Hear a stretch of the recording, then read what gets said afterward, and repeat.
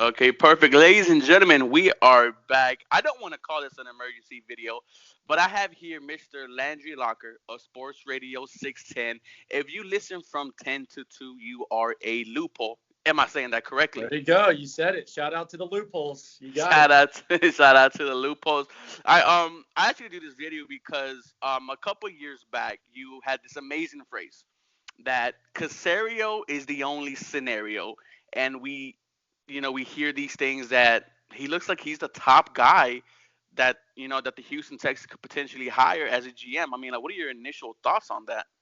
I like him, and I liked him back then when I was saying Casario is the only scenario, and I don't dislike him now. And I think the only reason people do is just because of the whole Easterby factor. Yeah. And I can understand that because Easterby has earned the reputation that he's gotten because stuff has gone downhill since he arrived. But if you just look at Nick Casario's resume, you look at all of the tasks that he's been trusted to perform. It's impressive. I mean, he's been with Bill Belichick since day one. He's been there for 2 decades. He's still in his early 40s. They trusted him to be a wide receiver coach at one point when Moss and Welker were there. They let him wear a headset on game day. He's involved in the game plan. He's basically what Jack Easterby thought he was. He is a guy who can negotiate. He is a guy who can do all these things. So he's basically what Jack Easterby tried to be.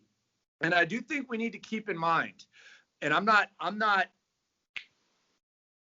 sweeping what Easterby has done aside, but he did try to hire Caserio before all that happened. So we do got to realize that he did try to bring this guy in before, and I find it hard to believe that had Caserio been here, that Easterby would have had as many tasks as he did. So if I had to choose, and you told me, Easterby can go or he can stay, I wouldn't mind for him to go. But I do think that Nick Caserio is a great candidate. And I think that Nick Caserio is a guy who knows what Easterby's value was to the Patriots, and he knows what he's not with the Texans. You heard Bill Belichick a few weeks ago say he's not He a wasn't a personnel personnel guy. said that. And now you have a guy who was with Bill Belichick who knows that as well.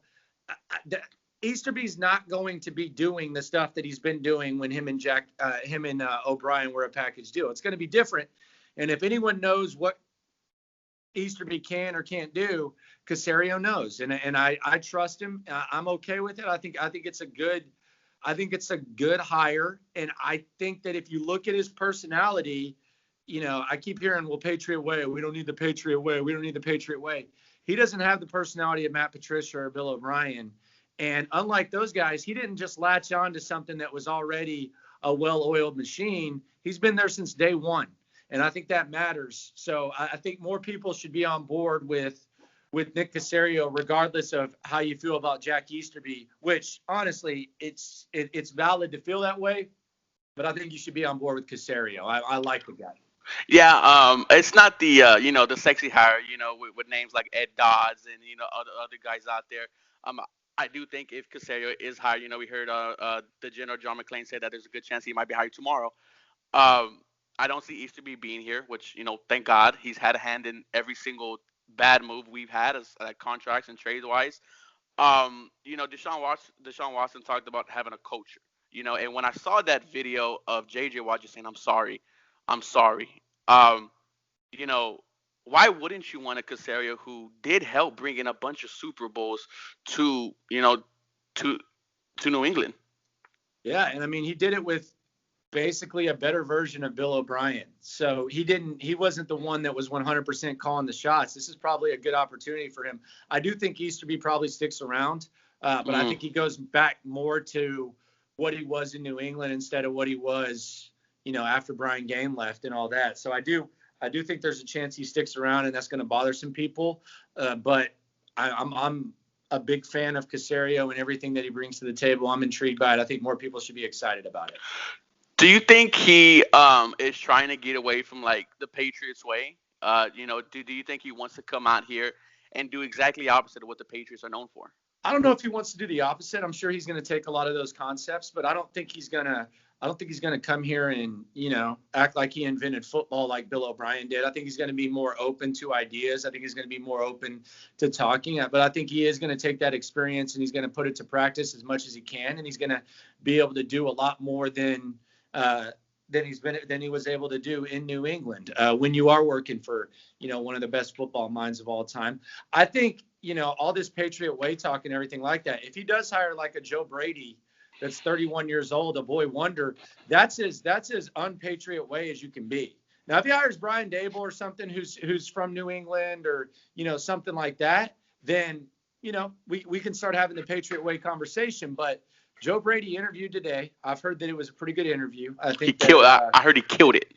That it was put out there. So if Caserio comes here and he hires Joe Brady, I'm not saying that, this like notion that the Texans are still trying to do the Patriot way is going to go away because fans can feel however they want to feel and media tasks can feel however they want to feel. But I think that signing a 31-year-old head coach as your first hire is about as unpatriot way as you could possibly be. So I think that would be something that would be encouraging for people who are skeptical about, hiring someone from that, Belichick tree.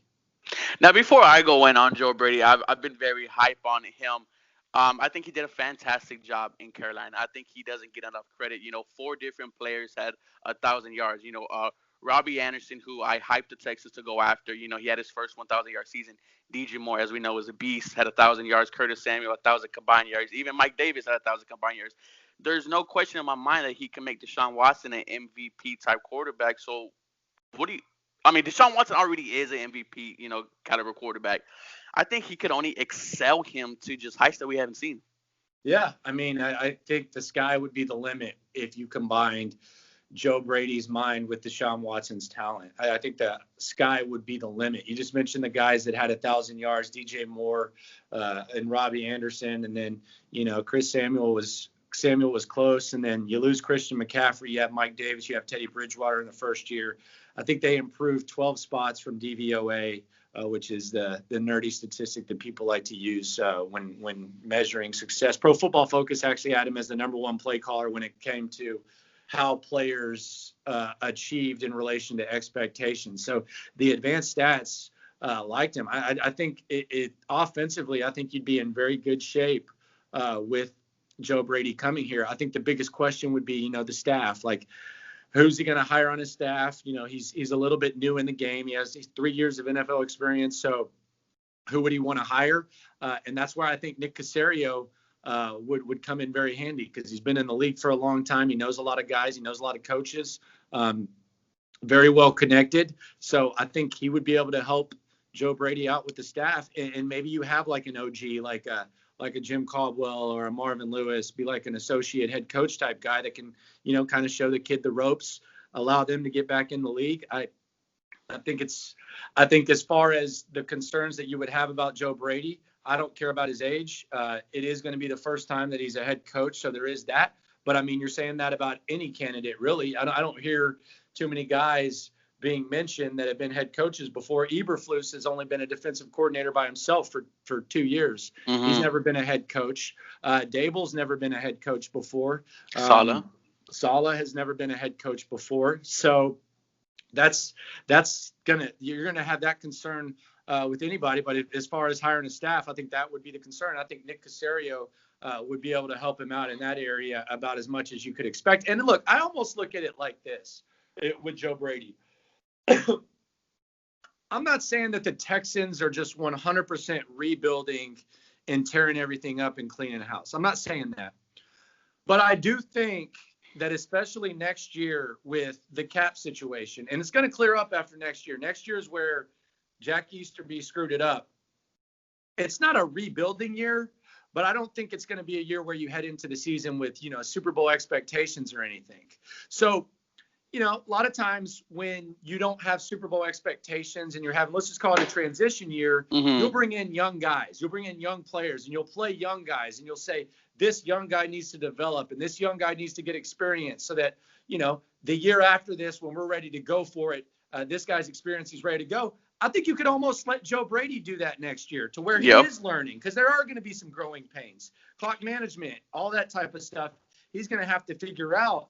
And, next year could be a year where he's kind of figuring it out. I still think the team will be competitive because you do have Deshaun Watson, and I think they're going to make some changes. But it would be kind of like a little bridge year. So I think actually the situation that you're in where next year, you're going to have to bring back Whitney Merciless, and who knows what happens with Randall Cobb. And you have all these bad contracts. Allowing Joe Brady to learn how to be a head coach, I don't think is the worst idea.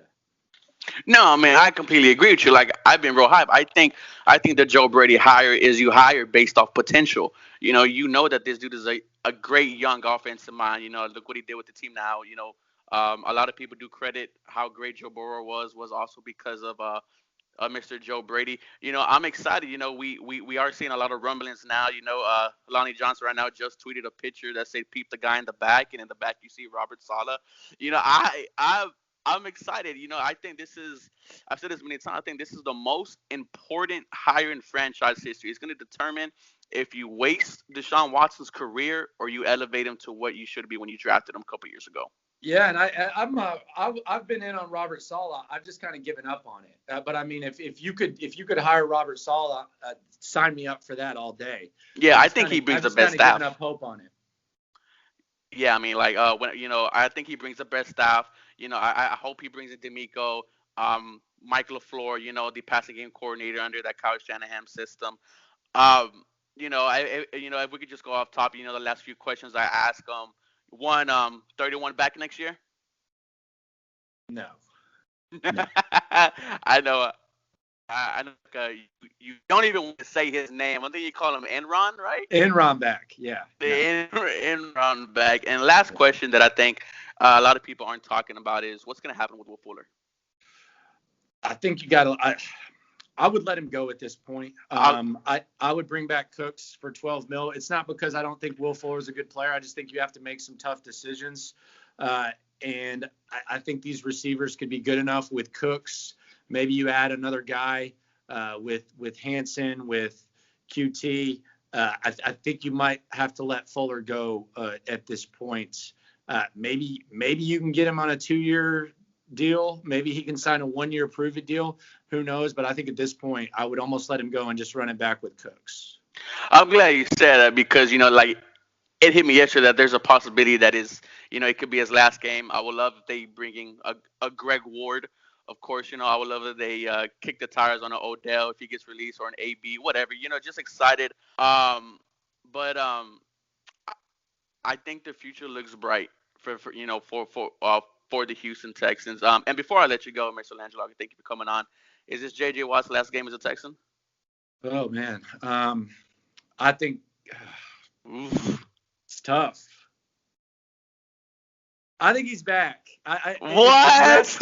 You might ask me tomorrow, and I'll say he's gone. But I'll say I think he's back, and maybe he gets a restructured deal that limits the cap hit next season. But I'll say JJ's back, although I might change my mind tomorrow because it's such a fluid process. I think he's gone, but I think the way he's acted the past couple of days, it's like, well, maybe he wants to stay. Yeah. From retweeting, tweets about, like this is what we got to bring. We got to bring a culture. He's retweeting that. We saw the video of him telling Deshaun Watson, we wasted 1 year. I'm sorry. I'm just excited. It's going to be a fun offseason. But Mr. Landry Locker, thank you so much for coming on, man. Let the guys, you're already kind of famous, man, but let everybody know where they can hear you. 10 to 2, Sports Radio 610, In the Loop, radio.com app, or just go old school at sportsradio610.com. Got you covered as well. Yes, sir. As always, guys, you guys have a blessed day. Almost at 3,000 subscribers. Y'all hit us up. Well, you about to start getting paid, bro. I'm trying to be like you, man. I'm trying to be like you. I remember the first day you came on. I was like, man, who the fuck is this guy? Because he sounds like he's young and he sounds like he really understands the vibe of Houston. Because there's a lot of OGs there. There was a lot of. I think you came in. I think you added a certain spice to 610. And dude, you have one of the best shows. Appreciate you.